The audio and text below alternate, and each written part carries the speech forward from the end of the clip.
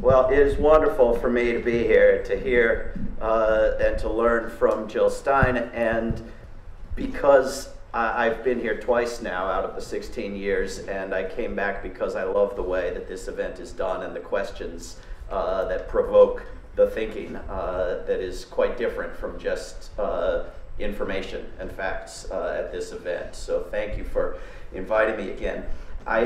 I very much agree and think there's a tremendous amount of truth in what Jill said about the fact that we are often a majority on many issues and are taught to think of ourselves as a little fringe group.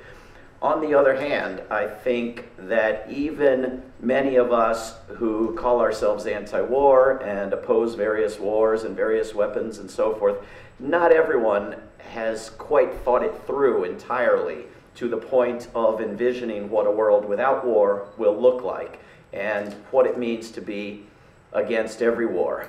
Because I have had a series of conversations in the past week with very anti-war people about Iraq, during which they have asked me, what would you do instead of dropping the humanitarian bombs on Iraq? And I have answered at great length in great detail. And I have gone back to what I would have done over the past decade, what I would have done over the past year, and what I would do in that moment in terms of skepticism about the claimed crisis, in terms of alternative emergency actions up to and including police, but not bombs. And I have gone on at much greater length than I have been given the space to do right here. And then I am asked, yes, but what would you do instead of drop the bombs? As if I didn't say anything. And I think that what is meant by a paradigm shift is shifting into a mentality that is almost incomprehensible from the former one. And we live in a mentality, most of this society, in which there exist scenarios in which you are obliged to bomb people for humanitarian reasons. And when asked, what would you do instead, there isn't another answer that's comprehensible.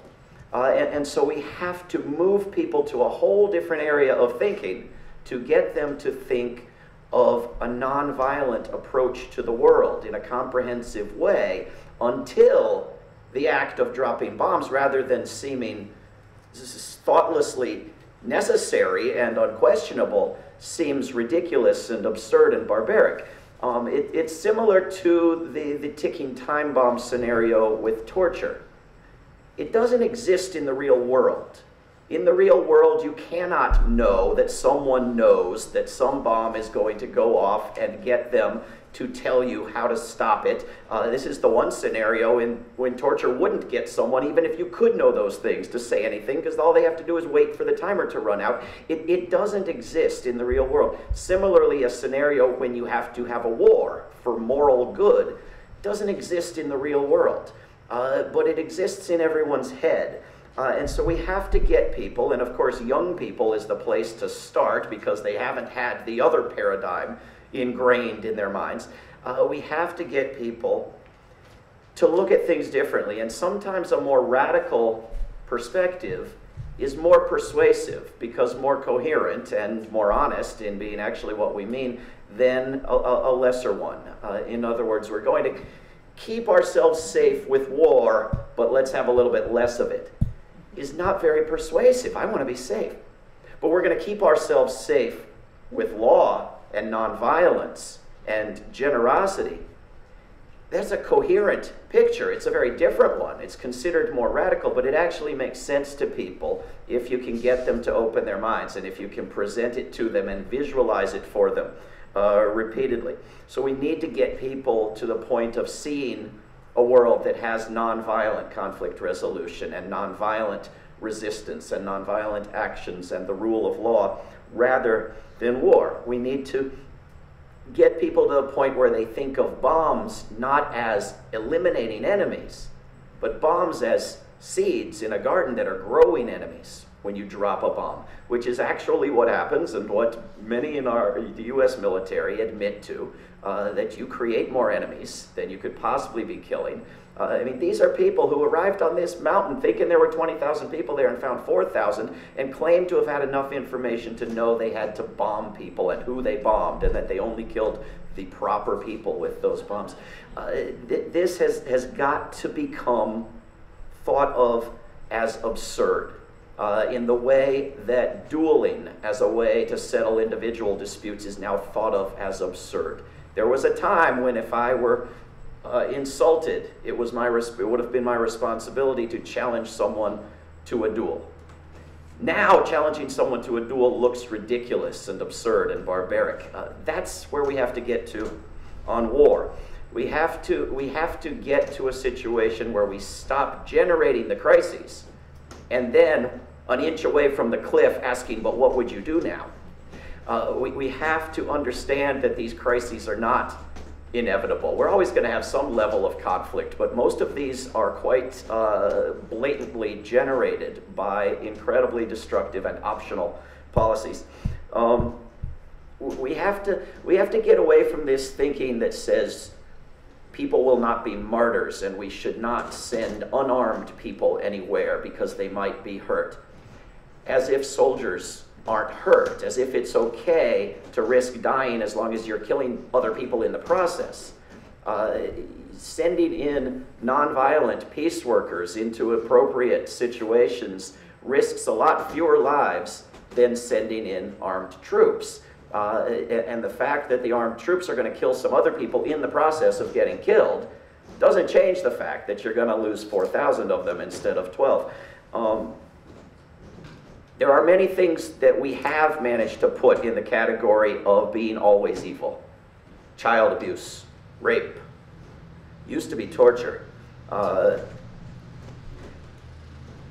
There are categories of things like slavery that we don't have Geneva Conventions for the proper conduct of, that we don't have UN authorized slavery, that we don't have humanitarian or just slavery in contrast to the bad types of slavery.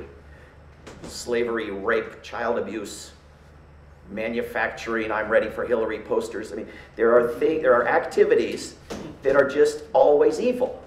And we haven't put war in that category. And we have to. It is the most evil thing we do. And it is what gives us the justification for secrecy. The idea that we have to have secret agencies, that the idea that we have to have government secrets from the people is all justified by foreign enemies. If we eliminate war, which we certainly can do, we eliminate the need for secrecy, we eliminate the excuse for injustice at the international and the local police in Missouri levels, we eliminate the idea. You know, I was over in England with a friend who, when she gets arrested by the police protesting at the US NSA and military bases in England, demands that the police disarm themselves before arresting her, because it would set a very bad precedent to allow police to carry weapons while arresting someone, and they do it. This is a different paradigm that we just have to go across the water to get into. And I just saw a photo from today of 150 people crammed into little boxes in Parliament Square to protest what's happening in Gaza. We bring boxes to the White House, we'll be accused of bringing some kinds of weapons. So we have to move into that sort of paradigm of protest as well. And I think we have to stop also thinking about war primarily as killing people by directly killing them. The primary way in which war kills people is by taking $2 trillion away from other things it could have been doing, from providing food, water, medicine, agriculture, green energy, free education, thousands of things we don't dare dream of, but that can quite easily be paid for with $2 trillion globally, $1 trillion from the United States alone going into a criminal enterprise. Connecticut has set up a conversion commission, very much a work in progress, but why the other 49 states and localities, and ultimately the federal government can't be brought in that direction. That's what we're going to have to do. We're going to have to create and begin acting as if we have, and do this through shadow governments and otherwise, a world of law, of nonviolent resistance, of diplomacy, of restitution, of peace work, and begin modeling what a world beyond war looks like.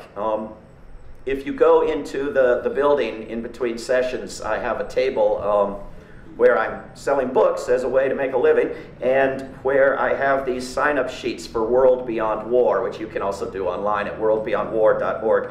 But I'll just read you what you'll be signing, and you won't have to read it if you go inside. And this fits very, very well with Jill's vision of uniting movements together, because war is the #1 enemy of those who are fighting for civil liberties, for the environment, for government by the people, for economic justice. If those organizations and movements to which the military-industrial complex ought to be enemy #1 were to get together and take it on, we would shut it down. So here is the statement that's been signed thus far by people in 81 countries and organizations in 81 countries and rising. I understand that wars and militarism make us less safe rather than protect us, that they kill, injure, and traumatize adults, children, and infants, severely damage the natural environment, erode civil liberties, and drain our economies, siphoning resources from life-affirming activities. I commit to engage in and support nonviolent efforts to end all war and preparations for war, and to create a sustainable and just peace. I hope you'll add your name if you haven't. Thank you very much.